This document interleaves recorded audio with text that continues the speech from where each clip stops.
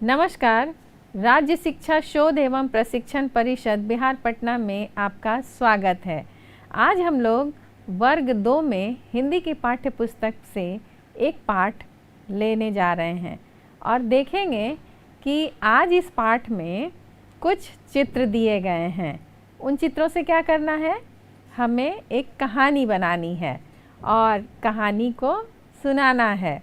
तो आज मैं चित्रों को देखकर कहानी सुनाऊंगी आपको और आज होगी बड़ी मज़ेदार बातें कौवे और लोमड़ी की कहानी से। मैं इसका पाठ को शुरू करती हूँ। बच्चों आइए आज हम लोग पाठ 3 में कौवे और लोमड़ी की कहानी देखते हैं। चलिए चलते हैं। बच्चों, ये जो चित्र आपके सामने है, इस चित्र को आप ध्यान से देखिए। क्या देखते हैं इस चित्र में? पहले तो हमको एक पेड़ दिखाई देता है। पेड़ पर एक पक्षी कौवा बैठा है और कौवे के मुंह में कुछ दिखाई दे रहा है आपको, गोल सा रोटी का टुकड़ा है। ठीक है, तो एक पेड़ पे कौवा बैठा है और कौवे के मुंह में रोटी का टुकड़ा है। और ज़रा नीचे देखिए, ज़मीन पर कौन है भाई? ज़मीन पर तो कोई जानवर है, लोमड़ी है। तो वो लोमड़ी है और पेड़ पे कौवा है और लोमड़ी ने भी मुंह अपना खोल रखा है। लगता है उसे भूख लगी है बहुत ज़ोरों की। तो जो उसको भूख लगी है, तो कहानी हमारी बच्चों कुछ यूँ है कि एक लोमड़ी थी जंगल में और उसे बहुत भूख ज़ोरों की लगी थी। अब ज़ोर से भूख लगी है तो हम आप क्या करते हैं, खाना ढूंढते हैं। ऐसे ही लोमड़ी भी बेचारी भूखी दिन भर जंगल में इधर उधर घूम रही थी, खाना ढूंढ रही थी, मगर उसे खाना नहीं मिला कहीं भी। अब बेचारी क्या करती, ढूंढते ढूंढते घूमते घूमते एक पेड़ के नीचे आई। जब पेड़ के नीचे आई, थोड़ा सा आराम किया, सुस्ताई, तो उसने देखा पेड़ के ऊपर एक कौवा आके बैठा। उसने कौवे को देखा ध्यान से, तो देखा तो कौवे के मुंह में एक रोटी का टुकड़ा था। अब बच्चों, लोमड़ी को तो भूख लगी हुई थी और उसने देखा कि कौवे के मुंह में रोटी का टुकड़ा है एक। अब टुकड़ा देख के इसकी भूख और बढ़ गई, इसके मुंह में पानी आ गया। अब यहाँ बात हुई कि अब कैसे कौवे से रोटी का टुकड़ा लिया जाए जिससे उसको मैं खा सकूं और अपनी भूख को शांत कर सकूं। अब इसके लिए वो सोच में पड़ गई। सोचते सोचते बच्चों उसने एक योजना बनाई। उसने सोचा कि चल के कौवे से बात किया जाए और बात करने के क्रम में जैसे ही कौवा मुंह खोलेगा, मुंह से उसके रोटी गिर जाएगी और मैं रोटी लेके भाग जाऊंगी। मैं रोटी खा के अपनी भूख को शांत कर लूंगी। यह सोचकर अब लोमड़ी ने क्या किया आगे, चलो अगले चित्र में देखते हैं। ये देखो, अब इस चित्र में देखो, जैसा मैंने कहा था, लोमड़ी यही सोच के आई और ठीक पेड़ के नीचे कौवे के नीचे आके बैठ गई ज़मीन पे और ऊपर कौवे को देखने लगी। और देखते हुए उसने कौवे से बातचीत करना शुरू किया। अब बातचीत कैसे शुरू किया होगा, तो उसने उसकी तारीफ़ करना शुरू की। उसने सोचा अगर मैं कौवे की तारीफ़ करूं, प्रशंसा करूं, तो कौवा खुश हो जाएगा और खुश होकर वो कुछ बोलेगा। अब बोलेगा तो उसके मुंह से रोटी का टुकड़ा गिर जाएगा, मैं रोटी लेके भाग जाऊंगी। अपनी इसी योजना के साथ वह लोमड़ी जो है जाके पेड़ के नीचे कौवे के पास, देखो चित्र में, बैठ गई है। अब बैठ करके अब उसने कौवे से बात करना शुरू किया। तो उसने क्या कहा होगा, उसने कहा कौवे से कि कौवे भाई, तुम तो बड़ा मधुर गाते हो, तुम्हारी आवाज़ तो बड़ी मीठी है, इतना सुरीला तुम गाना गाते हो कि तुम्हारा गाना तो सुनने के लिए जंगल के लोग तरसते हैं और जब तुम बोलते हो तो सब लोग बड़े शांति और मगन से तुम्हारा गाना सुनते हैं, सब बड़े खुश होते हैं। तो कौवे ने सोचा कि भाई वाह, ये तो गजब लोमड़ी आज बोल रही है। वैसे हो सकता है कि लोमड़ी सही बोल रही है क्योंकि पूरे जंगल में ये घूमती है, कई जानवरों से मिलती है, तो हो सकता है ये सही कह रही हो कि जब मैं काँव काँव करता हूँ तो मेरी जो बोली इतनी मधुर है, मीठी है कि लोगों को भाती है। अब यही बात उसने लोमड़ी ने कौवे से कहा। अब देखते हैं अगले चित्र में क्या होता है। अब यह बात जैसे ही उसने कहा तो कौवे ने नीचे झुक के देखा उसको, तो लोमड़ी समझ गई कि कौवा उसकी बातों में फंस गया है, उसकी चाल में आ गया। अब इतना होने के बाद लोमड़ी ने और कहना शुरू किया कि कौवे भाई, तुम इतना मीठा गाते हो, मैं थोड़ा दिन भर से थक गई हूँ आज, थोड़ा कोई मधुर गाना सुना दो मीठा।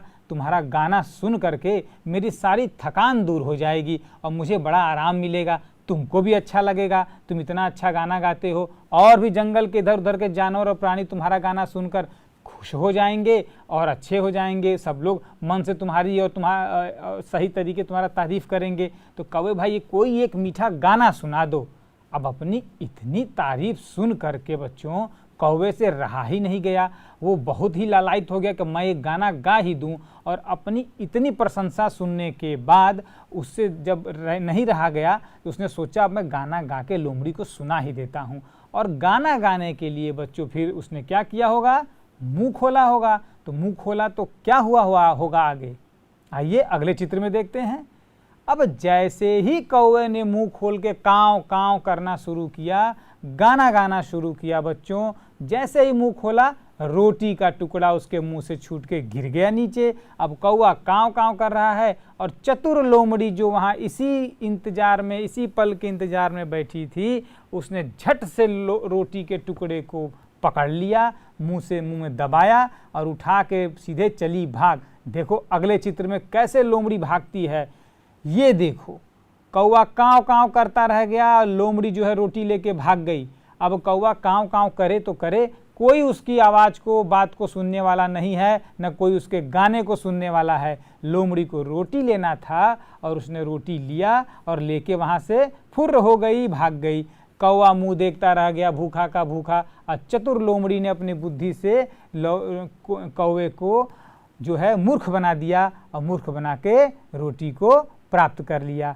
देखा बच्चों ये कहानी, जहाँ पर आपने देखा कि एक चालाक लोमड़ी ने किस तरह से अपने चालाकी के जाल में कौवे को फंसा के उसकी रोटी को प्राप्त कर लिया, उससे छीन लिया, हथिया लिया। तो ये रही बच्चों हमारी चित्रों के द्वारा कहानी जो आपने देखा और इसको मनोरंजन किया।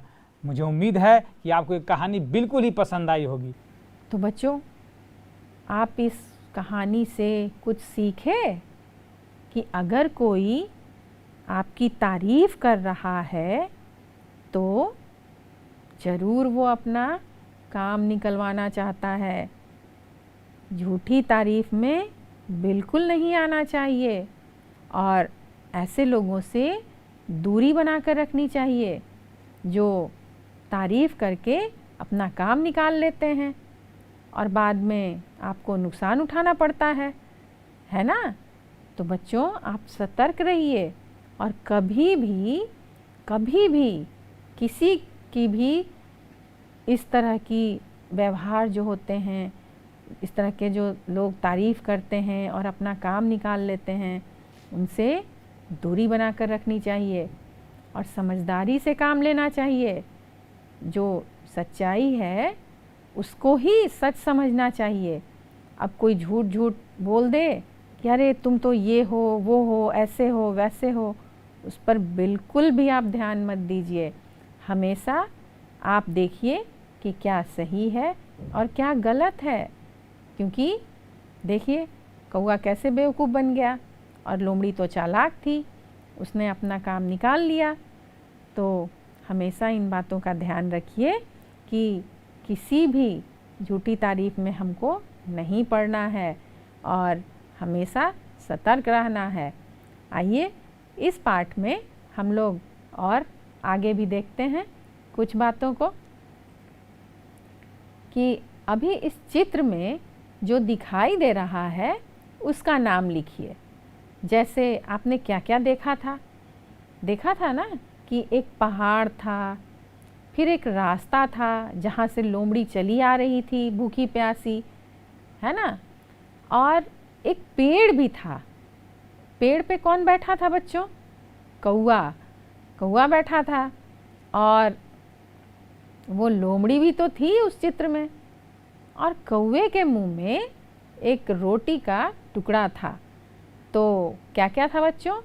पहाड़, रास्ता, पेड़, कौवा, लोमड़ी और रोटी, है ना। तो इतनी चीज़ें चित्र में दिखाई दे रही हैं। मेरे साथ साथ बोलिए, पहाड़, रास्ता, पेड़, कौवा, लोमड़ी और रोटी, है ना। तो चलिए हम लोग आगे देखते हैं और एक प्रश्न पूछते हैं आपसे। आप तो जानते ही हैं, आपने अभी चित्र में भी देखा, तो बताइए कौवा किस रंग का होता है? हाँ, कौवा काला होता है। और लोमड़ी कहाँ रहती है? तो लोमड़ी तो जंगल में ही रहती है।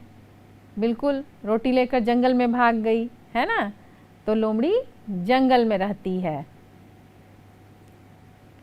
अब बताइए बच्चों, इस चित्र में देखिए तो लोमड़ी किसे देख रही है?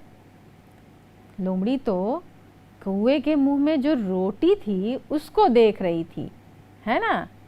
और कौवा कहाँ बैठा है? कौवा पेड़ पर बैठा है। अच्छा बच्चों, ये बताइए कौवे के मुंह से क्या गिरा था? हाँ, बिल्कुल सही, कौवे के मुंह से रोटी गिरा था। और जमीन पर कौन है? जमीन पर लोमड़ी है ना? तभी तो उसने गिरते हुए रोटी को लपक लिया। अब बच्चों, आपको एक गतिविधि दी जा रही है। आप चित्र में देख रहे हैं, तो पहले एक पेड़ का चित्र बनाइए। कैसे बनाना है? देखिए, आप देख रहे हैं कि अभी जो चित्र बना हुआ है उसमें रंग नहीं भरा हुआ है, तो आप इसी तरह का एक पेड़ बनाइए और उसमें रंग भरिए। कौन सा रंग भरिएगा? पेड़ कौन से रंग का होता है? देखिए, पेड़ का जो तना होता है वो भूरे रंग का, और पेड़ की जो पत्तियां होती हैं उसमें हरे रंग भरिए।